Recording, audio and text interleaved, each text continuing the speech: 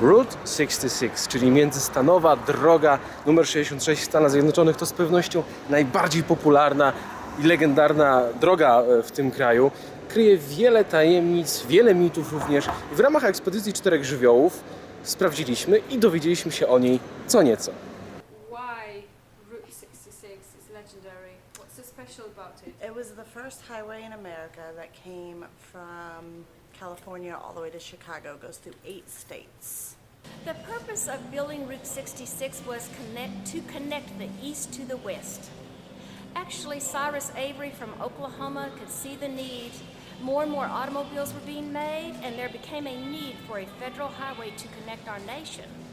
So he is the one that actually formed a highway commission and worked very hard on the development of the road because people wanted to travel in automobiles from the east to the west coast. So why don't we start with the building that is at the background, the grey one. What is it and what story is related to it? That is called the Murder's Bordello. Back in the late 1800s, early 1900s, there was a madam, and she had 3 sons.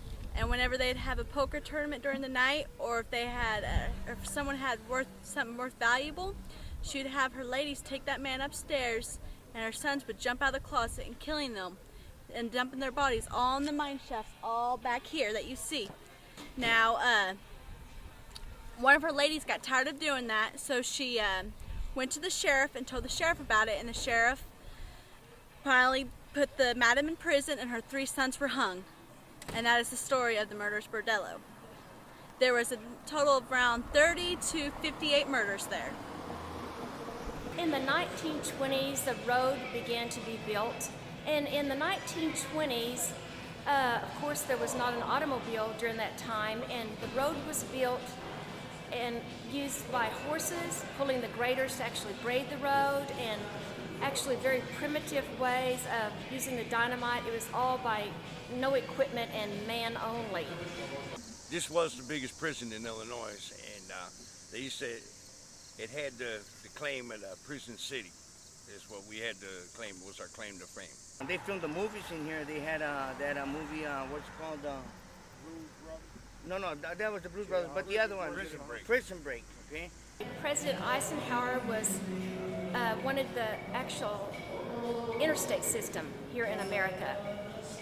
And so he fought very hard for the interstate system. Many people in towns along Route 66 went to Congress and lobbied against this because they knew it would actually ruin their businesses in the towns that Route 66 went through.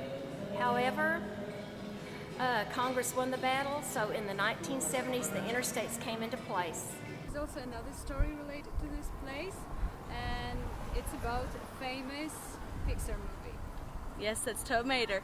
Now, what happened was when Disney Pixar was traveling the Route 66, they got hold of this guy named Mike Wallace, who is also the sheriff voice in the movie Cars, but he also wrote the book The Mother Road 66. Now, when they came and called him and said, hey, can you kind of give us a tour of Route 66? He said, sure, I'll meet you in Chicago, and I'll give you the tour. And as they was driving, this place was abandoned. There was nothing here besides our truck. Our big old boomer was against this building right over here with the tree going up its boomer. When John Raft saw it, which is the Pixar director, he said that truck has character. And he just made him, he fell in love with the truck and made it Tow Mater. Now, as the years passed on, Galena told us that we had to get rid of this truck, that it was an eyesore, that it was ugly, get rid of it. Because we bought the building and we were going to turn it to a farmer's market because we have no grocery store here. So as we were doing it, we got a phone call from Mike Wallace asking us if we still had the truck. We told him no, we sold it to a local farmer.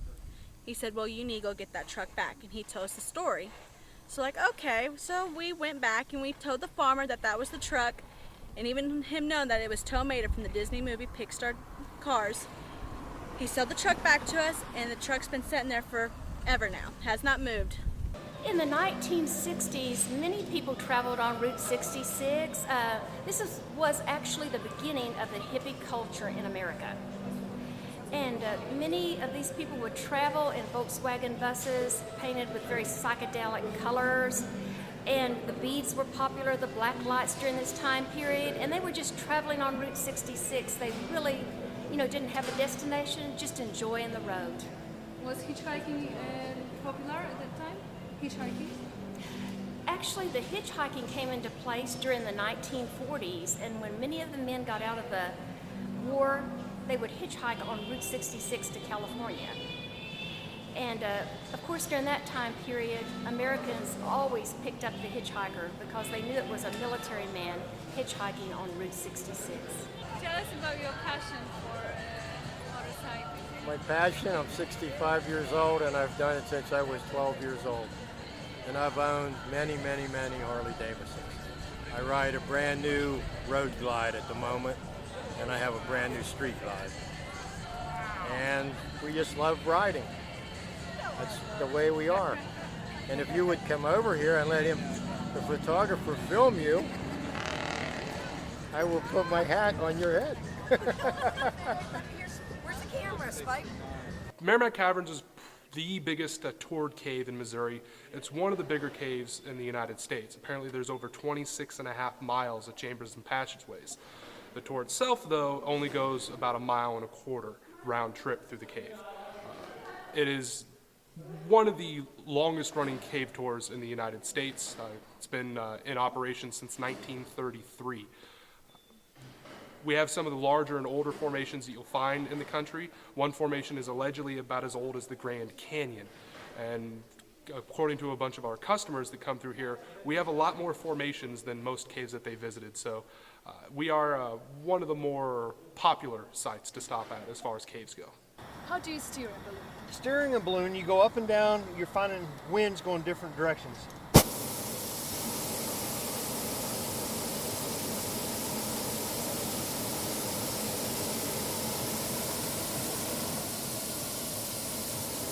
See, I start dropping, so it started turning, so we need to go back up so we can shift a little bit to the west and drop in for our landing spot. And how do you turn? You know, I can rotate the balloon as far as turning it so you can face a different direction, but as far as actually turning the balloon to go a different direction, you can't do that. I have to, Mother Nature does all that, so I have to go up and down, finding winds going the way we want to go. Okay, so what is the easiest way to find a wind current? You know, up higher it's hard to know until you go up or another balloon goes up, but to find out what the winds are doing below you, you lean over the basket and you spit. And you watch your spit go down and it shifts with the wind currents as it's going down. Do you know any famous inmates? Not offhand that I could really say. Al Capone was here, and I do, you know, like I said, I do remember the Blues Brothers. I remember meeting Dan Aykroyd and John Belushi. I talked more to John Belushi's double, but I didn't get to. I talked to Dan Aykroyd. Dan Aykroyd was really friendly, but John Belushi was into his lines at the time. So what is the maximum speed of a balloon? We don't want to fly in anything that we know that we're going to be landing in over 10 miles an hour. It's just not safe. So we try to fly under 10 miles an hour.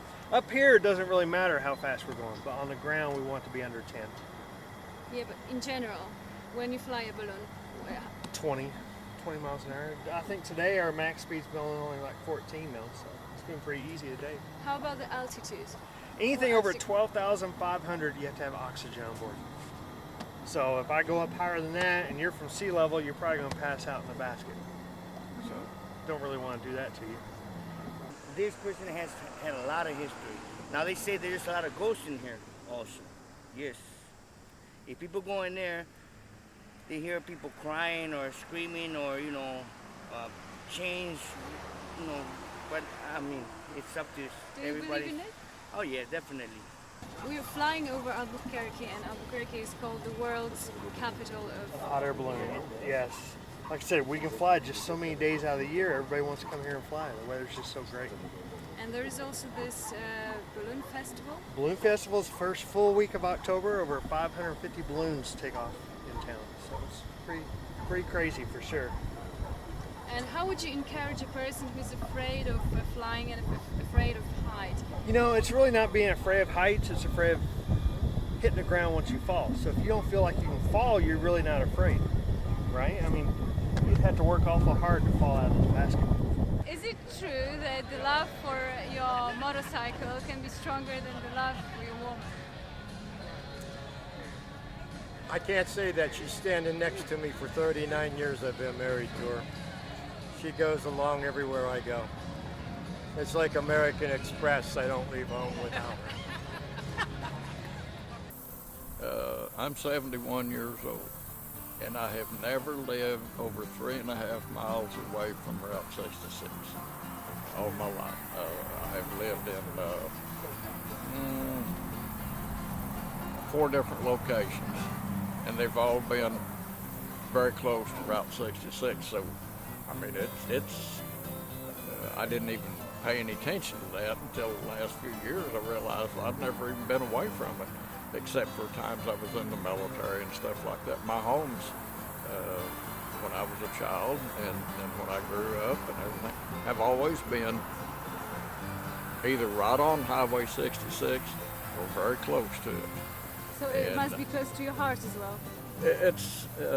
It's a unique highway. It's a fairly long highway, and even to this day, it is occupied by the real life people. The America at its best. But we're not politicians. We're just everyday folks.